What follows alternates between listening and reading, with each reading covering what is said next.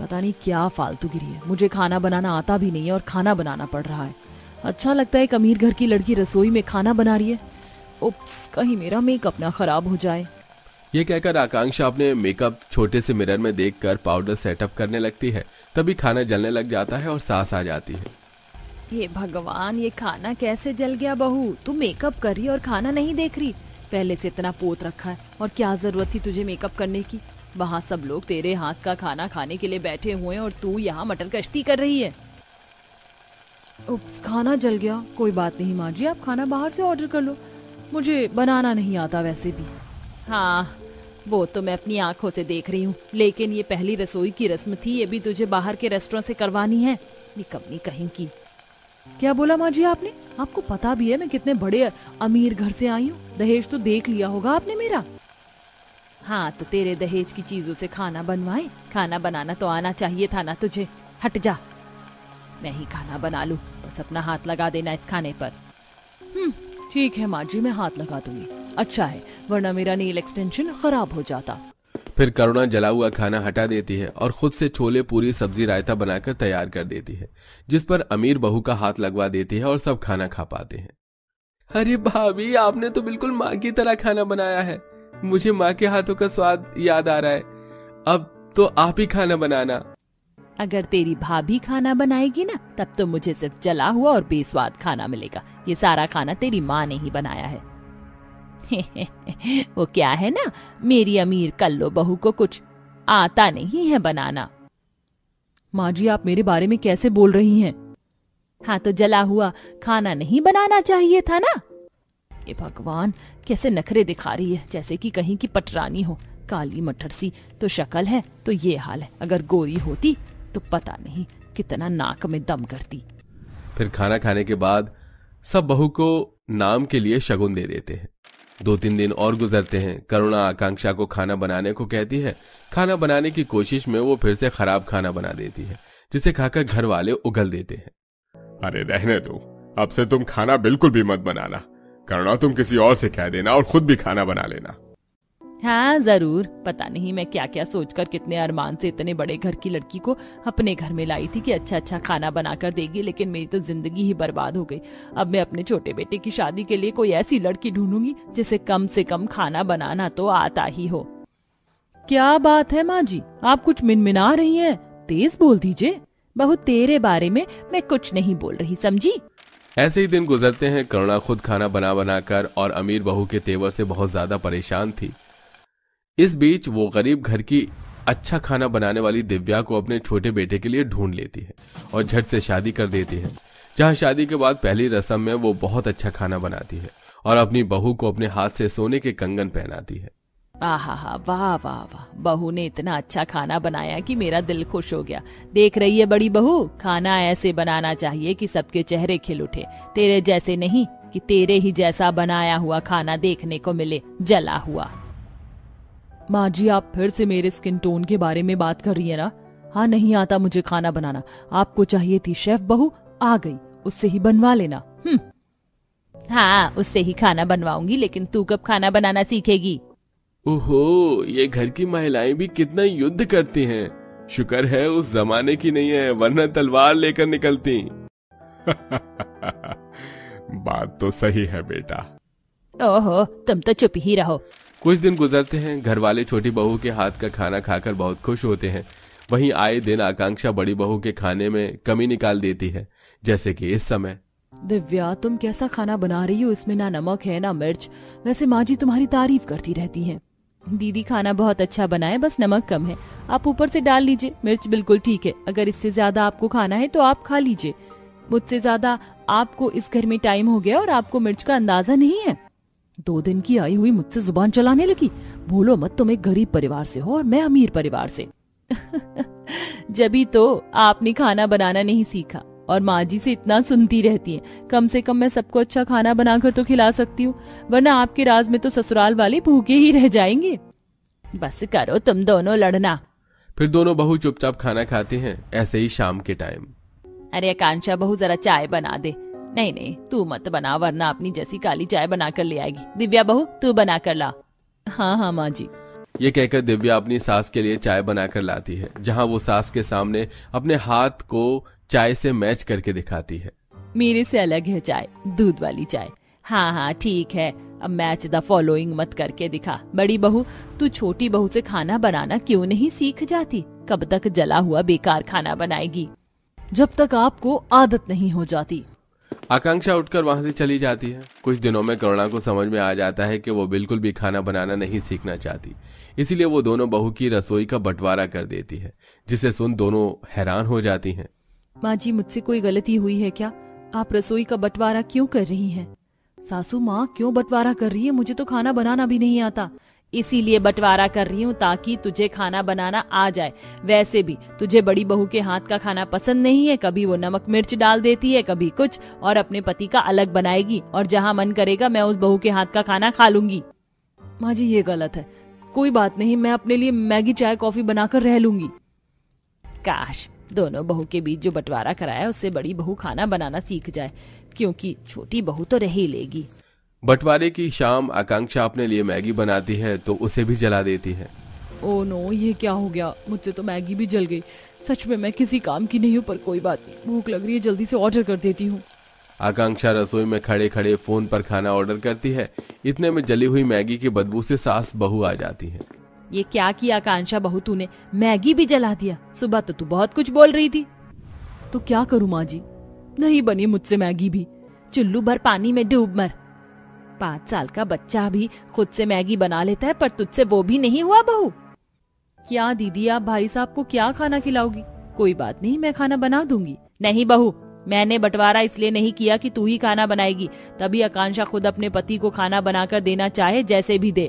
बंटवारे का मतलब यही है कि अलग अलग खाना खाना होगा आपसे। ठीक है माँ जी। फिर दिव्या अपने बंटवारे की तरफ खाना बनाना शुरू करती है और आकांक्षा गुस्से से मुंह फुलाकर कमरे में चली जाती है और उसके ऑर्डर किए खाने को ही दोनों पति पत्नी खाना खाते हैं। सुमित बिल्कुल भी बाहर का खाना खाकर खुश नहीं होता। मजबूरन कभी ड्राई फ्रूट्स तो कभी दूध पीकर ऑफिस चला जाता है। बंटवारे के दौरान आकांक्षा कभी खाना जलाती तो कभी खुद भी भूखे पेट रहती।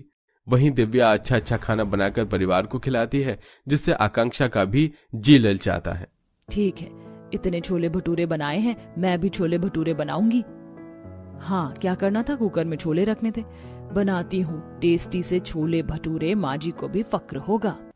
ये कहकर आकांक्षा कुकर में छोले उबालने के लिए रखती है और हेडफोन लगाकर साइड में मैगजीन देखने लगती है। आधे घंटे में काफी ज्यादा सीटी आ जाती है और इतने में रसोई में सांस आ जाती है कि कुकर फट जाता है, जिससे छोले और कुकर का ढक्कन हवा में उड़ जाता है। खुशकिस्मती से दोनों बच जाते हैं, पर डरे हुए भी थे। तभी छोटी बहू आती है। क्या हुआ माँ जी? जेठानी जी, आप दोनों ठीक तो हैं? ये अचानक से आवाज, हे भगवान, ये कुकर कैसे फट गया?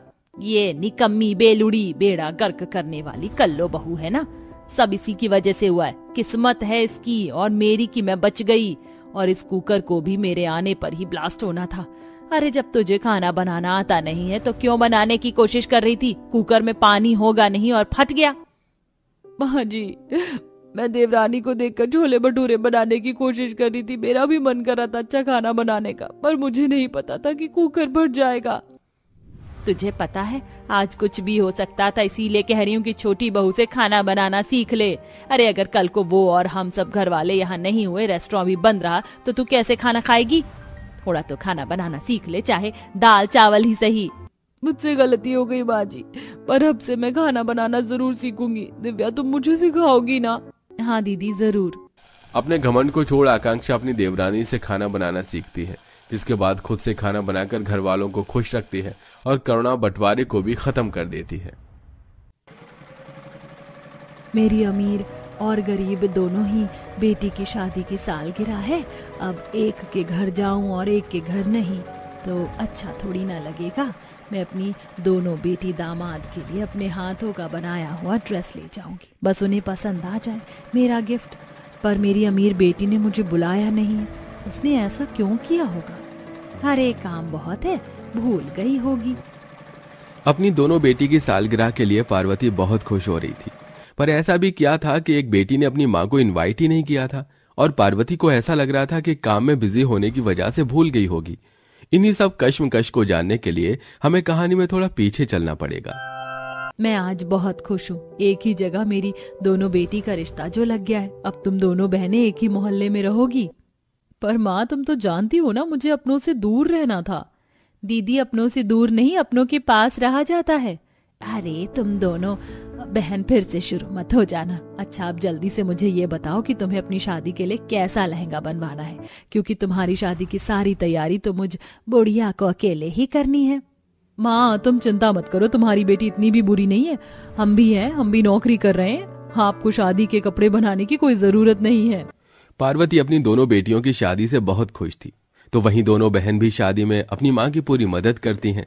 देखते ही देखते बहुत जल्द दोनों बहन की शादी हो जाती है और वो दोनों एक ही मोहल्ले में अलग अलग घर की बहू बनती हैं। क्योंकि दोनों ही बहन मिडिल क्लास से थीं और उन दोनों के ही पति दोस्त थे, तो उन दोनों के बीच का प्यार भी बना रहता है। ऐसे ही एक दिन, कविता, तू सही कहती थी, अपने पास में हो तो ही अच्छा होता है। तुझे कैसे बताऊं, पर तेरे जीजा जी अपना खुद का बिजनेस डालना चाहते हैं। इसके लिए उन्हें एक छोटी सी जमीन चाहिए। हमारे घर के पीछे तो तेरी छोटी सी जमीन है, अगर तू हमें वो दे देती है तो बहुत अच्छा रहता। दीदी, मैं बिना अपनी सास और पति से पूछे कैसे आपको वो जमीन दे सकती हूँ? कविता, इसमें पूछने की क्या जरूरत है? तुम्हारी बहन हमारी रिश्तेदार है और विनीत तो मेरा दोस्त है। मैं अपने दोस्त के लिए इतना तो कर ही सकता हूँ। और रही मेरे बिजनेस की बात, तो उसमें अभी टाइम है और मेरा तो पार्टनर भी है। अपने पार्टनर के साथ मैं कोई दूसरा रास्ता निकाल लूंगा। दीदी, मैं अपनी वो जमीन आपको देता हूँ, बस उसकी जरूरत फ्यूचर में मुझे भी पड़ सकती है, तब आप मुझे वापस कर देना। हाँ विकास, क्यों नहीं, तुम बेफिक्र रहो। तुम्हारे बुरे समय में मैं हमेशा तुम्हारे साथ रहूंगी। बिना सोचे समझे विकास सुमन की मदद करने के लिए मान जाता है और अपनी जमीन विनीत के नाम कर देता है। जिसके बाद विनीत वो जमीन बेचकर अपना खुद का एक छोटा सा ऑनलाइन बिजनेस डालता है, जो कि 6 महीने में ही चल पड़ता है। तो वहीं अपना घर गिरवी रखकर अपने दोस्त पवन के साथ विकास अपना बिजनेस डालता है और पवन उसको धोखा दे देता है और सारे पैसे लेकर भाग जाता है, जिस वजह से विकास की आर्थिक स्थिति बिगड़ने लगती है। विकास बेटा, मैंने तुझे पहले ही समझाया था, पर तूने मेरी एक नहीं सुनी। पर अब भी मौका है। आशा बहन के बेटे का बिजनेस अच्छा चल रहा है, अब तू उनसे मदद मांग, वो हमारी मदद जरूर करेगी। माँ जी, आप सही कह रहे हैं, मैं कल ही दीदी के पास जाऊंगी। बड़ी उम्मीद लेकर कविता अगले दिन अपनी बहन के पास मदद मांगने जाती है, पर अपने गरीब बहन को देख सुमन मुंह बनाने लगती है। कौन हो तुम? तुम मेरी बहन तब थी जब मैं भी गरीब थी, पर अब मैं तुम्हारे और मेरे बीच कोई रिश्ता नहीं है। हम दोनों की कोई बराबरी नहीं। और कैसी मदद की बात कर रही हो तुम? मैं तुम्हारा कोई एहसान नहीं मानती और ना ही मैं तुम्हारी कोई मदद कर सकती हूँ, इसलिए चुपचाप यहाँ से चली जाओ, इससे पहले कि मैं तुम्हें धक्के मार कर निकाल दूं। दीदी, ऐसा मत करो। आज तुम्हारे दिन बदल गए तो तुम मुझे भूल गई। मैं तुम्हारी बहन हूँ। अरे, जब कह दिया है ना मेरी बहू ने कि तेरा उससे कोई रिश्ता नहीं है, तो क्यों पीछे पड़ी है? और रही रिश्तेदारी की बात, तो तू 6 महीने पहले तक मेरी बहू की बहन थी, पर अब तेरा हमसे कोई रिश्ता नहीं और ना ही कोई बराबरी है। अमीर होते हुए ही सुमन अपना रंग बदल देती है और अपनी बहन से सारे रिश्ते नाते तोड़ देती है। ऐसे ही कुछ दिन बीत जाते हैं और दोनों ही बहन की शादी की सालगिरह नजदीक आने लगती है। जहां एक तरफ अपनी शादी की सालगिरह से कविता और उसका पूरा परिवार दुखी था, तो वहीं सुमन अपनी पहली शादी की सालगिरह पर बहुत ज्यादा खुश थी।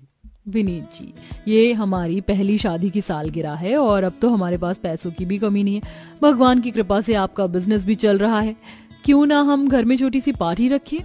अरे, तुमने तो मेरे मुंह की बात छीन ली। इस पार्टी में मैं अपनी मीटिंग का भी प्लान करूंगा और बड़े बड़े लोगों को बुलाकर उनसे डील भी कर लूंगा। मेरा काम और आगे बढ़ेगा। तुम अपने रिश्तेदारों को भी बुला लेना, पर उन्हें जो अमीर हैं, अपनी गरीब बहन की तरह नहीं। अरे बेटा, तू बेफिक्र रह, उस कविता को कोई नहीं बुलाने वाला। बहू तो खुद से पीछा छुड़ा रही है। सुमन अपने ससुराल वालों के साथ मिलकर अपनी एनिवर्सरी प्लान कर रही होती है और बाहर जाकर महंगे महंगे कपड़े और शॉपिंग करती है। तो वहीं घर में दुखी विकास अपनी बीवी से कहता है, माफ करना, हमारी पहली शादी की सालगिरह है और मैं तुम्हारे लिए कुछ नहीं कर पा रहा। आप मेरे साथ हैं, वही काफी है।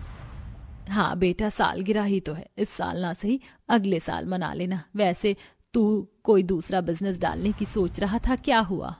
हाँ माँ, मैंने किसी को कर्ज दिया था, वो मेरे पैसे लौटा रहा है। वो पैसे मिलते ही मैं अपना एक और बिजनेस डालूंगा। अगर इस बार भगवान की कृपा रही तो मेरा बिजनेस जरूर चलेगा और इस बार मुझे किसी की मदद नहीं चाहिए। आप देखना, बहुत जल्द हमारे हालात भी ठीक हो जाएंगे। जहां सुमन सालगिरह की तैयारी कर रही होती है तो वहीं कविता अपने पति के साथ दूसरे बिजनेस के कामों में लगी होती है। और वहीं एक माँ को अपनी दोनों बेटियों की सालगिरह के बारे में पता चलता है तो वो अपनी दोनों बेटी दामाद के लिए अपने हाथों से कपड़े बनाती है। और जिस दिन शादी की सालगिरह होती है उस दिन पार्वती सबसे पहले अपनी अमीर बेटी के घर जाती है और उसके घर में नौकर चाकर अमीर मेहमान देख बहुत खुश होती है। अरे मेरी बेटी सच में बहुत अमीर हो गई है। कितने बड़े बड़े लोग आए हैं पर मेरी छोटी बेटी क्यों नहीं दिख रही? लगता है घर के कामों में व्यस्त है। अरे समधन जी, आप यहाँ बिन बुलाए कैसे आ गई? बिन बुलाए? बहन, आज मेरी बेटी की सालगिरह है और उसने घर में पार्टी रखी है। मैं तो बस ये अपनी बेटी दामाद को तोहफा देने आई हूँ। तुम मुझे बाद में भी तो गिफ्ट दे सकती थी ना माँ। आज यहाँ आना जरूरी था क्या? अब आ गई हो तो नौकर के कमरे में जाकर बैठो, पार्टी में मत आना और अपना गिफ्ट अपने साथ ले जाना। मेहमानों के सामने सुमन उसके परिवार की इंसल्ट न हो इसलिए वो अपनी माँ को नौकर के कमरे में भेज देती है। नौकर के कमरे में बैठी पार्वती अपने हाथों से बने हुए कपड़े को देखकर रोती है। मुझे यकीन नहीं हो रहा कि मेरी बेटी के सर पर अमीरी का घमंड इतनी तेजी से चढ़ा है कि आज वो मेरे साथ इतना गंदा व्यवहार कर रही है। कितने प्यार से मैं अपनी बेटी की सालगिरह पर देने के लिए तोहफा लेकर आई थी और उसने मुझे नौकर के एक कमरे में बंद कर दिया। जब मेरी बड़ी बेटी ही अपनी नहीं रही तो मेरी गरीब बेटी मुझे क्या ही पूछेगी? वो तो अपनी गरीबी का दुखड़ा ही मुझे सुनाएगी। अपनी बेटी के पास रहने से तो अच्छा है कि मैं अपने टूटे घर में ही अकेले अपनी जिंदगी बिताऊं। सुमन की बातें पार्वती के दिल पर ऐसी लगती हैं कि वो बिना बताए वहां से अपना गिफ्ट लेकर जाने लगती है। पर शांति की नजर पार्वती पर पड़ जाती है और वो जबरदस्ती उसे अपने घर ले जाती है। और कविता अपनी माँ को देख बहुत खुश होती है। माँ, तुम यहाँ आई और बिना मुझसे मिले जा रही थी? क्या मैं तुम्हारी बेटी नहीं हूँ? वैसे आज हमारी सालगिरह है, देखो मैंने आपकी पसंद का खाना बनाया है। आपकी बहुत याद आ रही थी। मेरी पसंद का खाना? पर क्यों बेटा? इसलिए माँ, क्योंकि मैंने कहा है। कुछ दिनों से कविता को आपकी बहुत याद आ रही थी पर पैसे न होने की वजह से मैं उसे आपके पास लेकर नहीं आ पा रहा था और आज हमारी सालगिरह थी तो इसलिए मैंने कहा था। माँ, ये तुम्हारे हाथों में क्या है? क्या तुम हमारे लिए कोई गिफ्ट लाई हो? नहीं बेटा, ये गिफ्ट तुम्हें पसंद नहीं आएगा। रहने दो इसे, मैं अपने साथ वापस घर ले जाऊंगी। ऐसे कैसे आपका तोहफा पसंद नहीं आएगा बहन जी? माँ का प्यार है, आप तो जो दोगी बच्चों को वो उन्हें अच्छा ही लगेगा। अब जबरदस्ती कविता अपनी माँ के हाथ से वो गिफ्ट ले लेती है और खोल कर देखती है और कपड़े देख अपनी माँ को गले से लगा लेती है। माँ, दीदी की आंखों पर अमीरी की पट्टी बंध चुकी है इसलिए उन्हें आपका प्यार नजर नहीं आया, पर मुझे सब नजर आ रहा है। मुझे आपका ये तोहफा बहुत पसंद आया। अपनी गरीब बेटी से मिलकर पार्वती के दिल को बहुत सुकून मिलता है और गरीब बेटी उसकी अच्छी सी खातिरदारी करती है। सब एक साथ बैठकर उस गरीब मढ़ई में सालगिरह की दावत का मजा लेते हैं और इसी तरह समय गुजरता है। बीतते दिनों के साथ कविता के हालात भी सुधरने लगते हैं और पार्वती की बड़ी बेटी तो घमंड में चूर होकर अपनी माँ को ही भूल जाती है, जिसके चलते पार्वती अब सिर्फ कविता से ही अपना रिश्ता रखती है और उसके घर आना जाना उसका लगा रहता है।